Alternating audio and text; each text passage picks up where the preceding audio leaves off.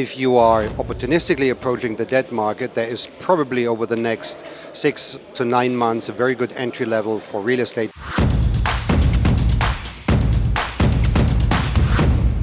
Where do you expect the best opportunities over the next 2 years in private debt market?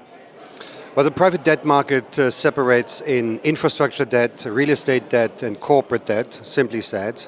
And if we look at the market dynamics, we probably will have more fallout to see on the real estate side. Hence, if you are opportunistically approaching the debt market, there is probably over the next 6 to 9 months a very good entry level for real estate debt. I think similarly to that, corporate debt might offer decent opportunities, but corporate debt is at less distressed level. Infrastructure debt, in our view, is more or less plain sailing, and it's probably a no-regret decision if you invest into this market. And do you see any difference in private debt asset allocation across geographies?